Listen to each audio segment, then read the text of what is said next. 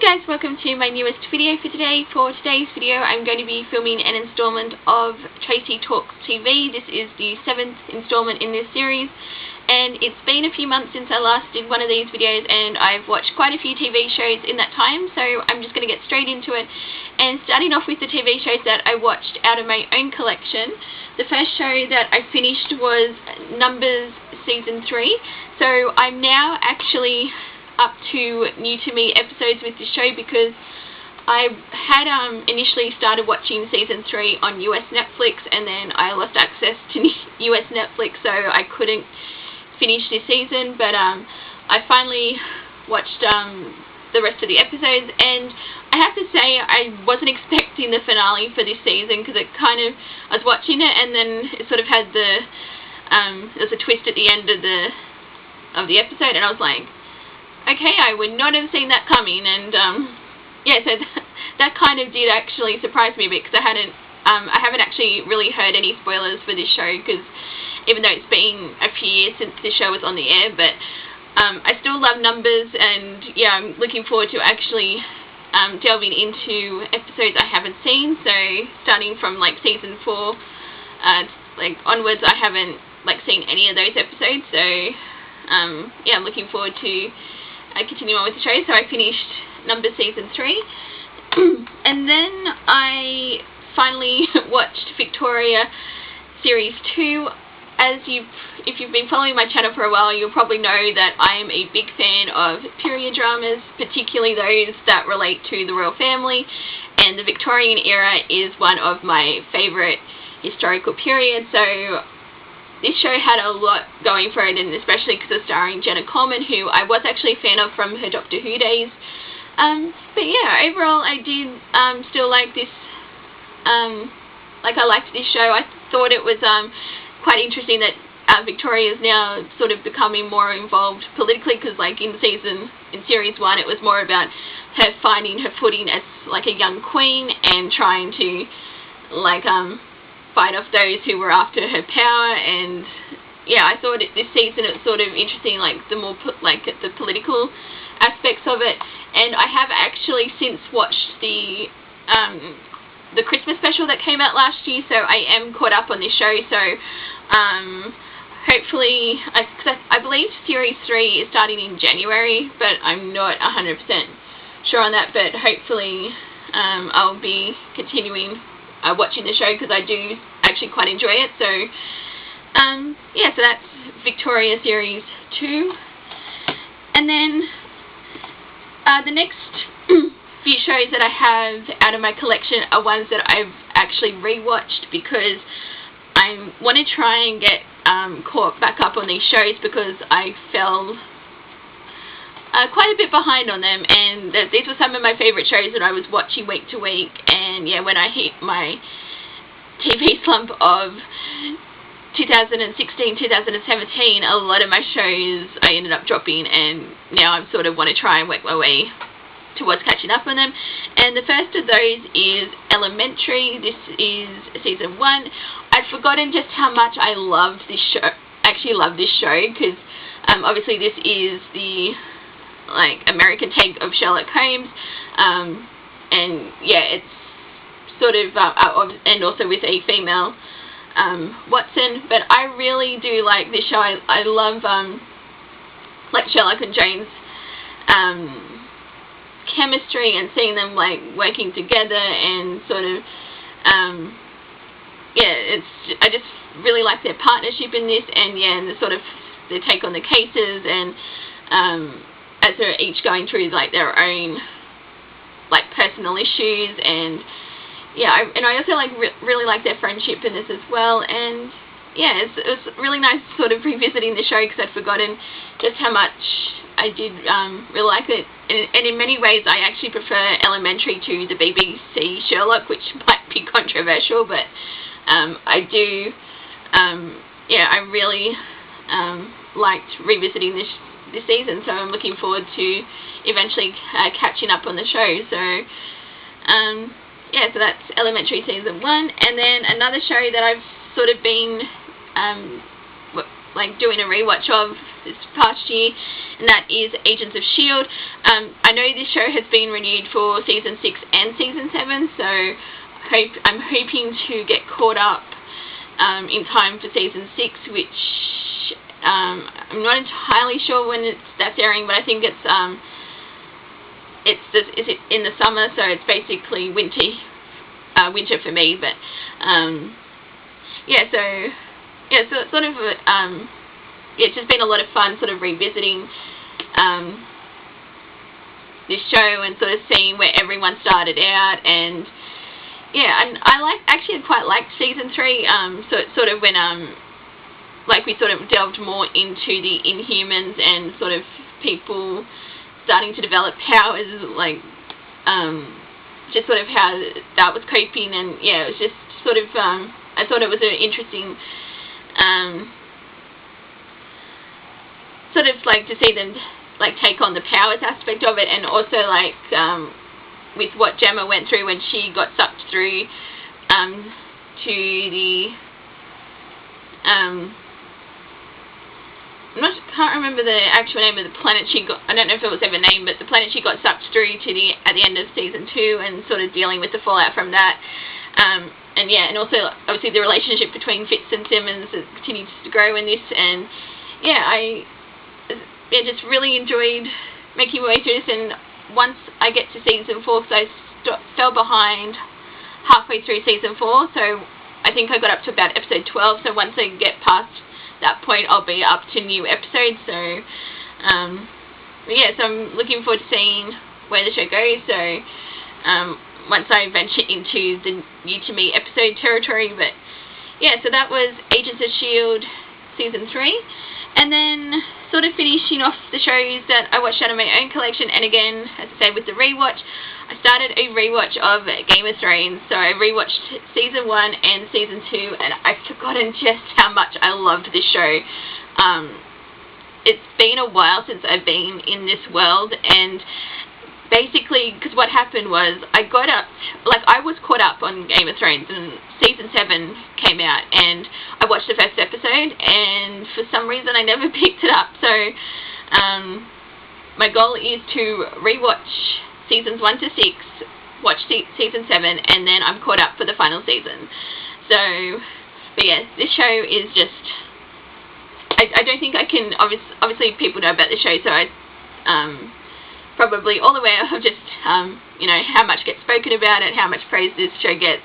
And yeah, I just had so much fun just sort of going back to this, like the very beginning, and then you sort of seen everyone so young and innocent, and then before things just go completely to hell, and you sort of feel like yelling at them to like, no, run away, don't do that. It's like, because you know like what's going to happen to them. But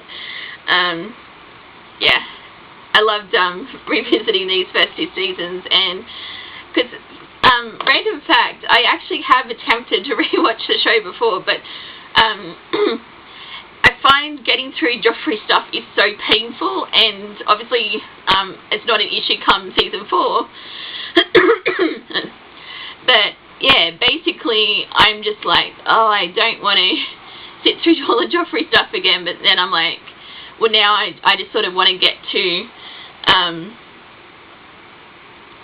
like where I'm up to, and like just sort of push past season 3. And even though season 3 has some of the best episodes in it and some of the most devastating episodes, but I'm basically like, you know, I've just got to sit through one more season of Joffrey and then sort of get past that. But yeah, I really did love revisiting seasons 1 and 2. So now I'm sort of basically getting into the seasons I haven't seen since they were first on. So yeah, so that is Game of Thrones seasons 1 and 2. And now I'm at the TV shows I watched that I don't actually own. So the first of those was The Big Bang Theory season 11. Again, another show that I fell behind on, but well, actually at the time of filming this, I have 1 episode to watch, and that's the most recent episode that came out. So I'm more or less caught up on this show, and I really enjoyed season 11, because I don't know if it's because I sort of binged most of it in a couple of days, and that's sort of why, like, I got more out of it that way.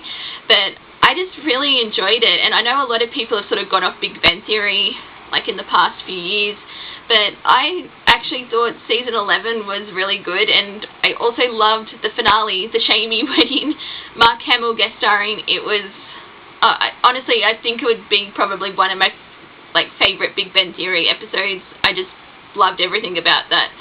So I thought that was a great way to finish off season 11, and yeah, and season 11 overall would probably be one of my favourite, like, seasons of Big Bang Theory. So yeah, because obviously season 12 is ending this or next year, I should say. But yeah, I still really enjoy Big Bang Theory, and yeah, it's going to sort of be weird to not see it on the air, even though I'm sure there's probably heaps of people who are glad that the show's actually coming to an end. But anyway, I did, yeah, I really enjoyed season 11 of Big Bang Theory. And then another show that the rewatch for me was The Blacklist season 1. This is another show that I was watching week to week, and I fell behind on, so again, it's a bit of a pattern here, but I really actually enjoyed sorry about that. I did actually really enjoy The Blacklist when I was watching it, mostly because of James Spader, who I would actually watch. If it's just a video of him reading from the phone book, I would watch that because I love his voice. He's sort of, I think he's a great like, character actor, like the way he sort of plays characters, and I love his portrayal of Raymond Reddington. He's like so snarky, and I love it. It's so like very chewing the scenery, but I think if he wasn't in it, I wouldn't have enjoyed, like, the show as much. But yeah, anyway, I did rewatch season 1 because I'm sort of hoping to get to so I think I got up to halfway through season 4, or a few episodes into season 4, and I fell behind.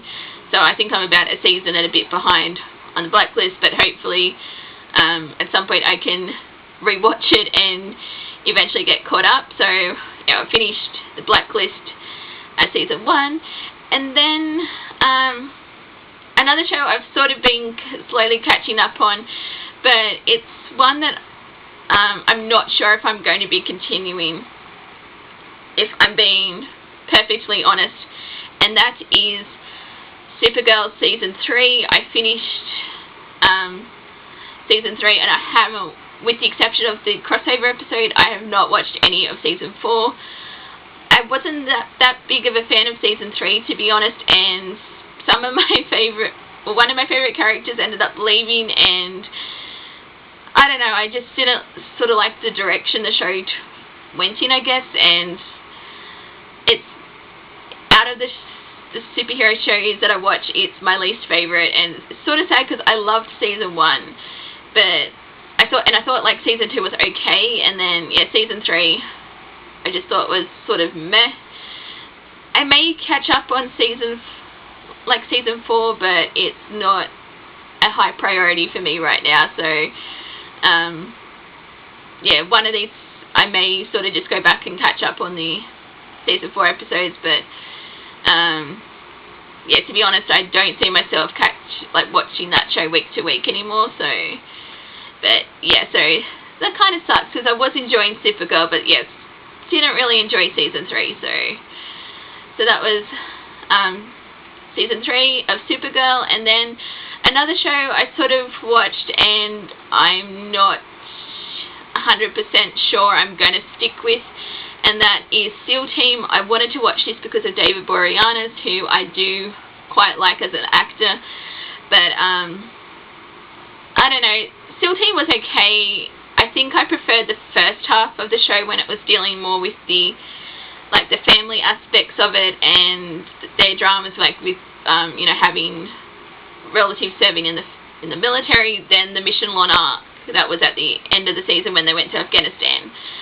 And honestly, the ending didn't really entice me to want to see what happens in season 2. So I don't think I'm going to pick it up, season 2 up at this stage, but again, see what happens. And then another show that I continue on, but this one I absolutely love, and that is Brooklyn Nine-Nine season 2. Brooklyn Nine-Nine has become one of my favorite shows, or at least one of my favorite comedies, and I can't believe it's taken me this long just to get like to start watching it. Like, it took the show's near cancellation for me to start watching episodes, and I'm so glad I did, because I've been loving every single second of it. And yeah, and season 2 was no exception. There's so many lines in that I loved in the season. And then I'm up to season 3, episode 3. I haven't started watching season 3 yet, like all the way through. But I did finally see the episode that gets memed a lot. If you watch the one, it's sort of where he's talking about everything is garbage, and I'm like, now that suddenly makes a lot more sense in context. So I've seen where that reference is, and it's sort of yeah, but I just love Brooklyn Nine-Nine. I could see why so many people were devastated when it got cancelled, and why they pushed so hard for it to be renewed, because yeah, it's honestly, I'd probably say it is one of the best comedies that I've watched in a while. Like, I don't tend to watch that many comedies, but yeah, it's one of, like, yeah, definitely one of my favorites. And yeah, I can't wait to sort of finish watching it and get caught up. So yeah, so that was Brooklyn Nine-Nine season 2. And then last but certainly not least, I did finish watching Doctor Who series 11. So this is yeah, probably a controversial place to end on, but I actually quite enjoyed series 11. It's not my favourite of Doctor Who. That's still series 4, like that, like Ken and Donna, still my favourite, like Doctor companion pairing. But I did like Jodie Whittaker as the Doctor. I thought, like, for her first season, I thought she did quite a good job. I liked the companions. I think my favourite's probably Graham. I actually really did like Bradley Walsh as the companion in this.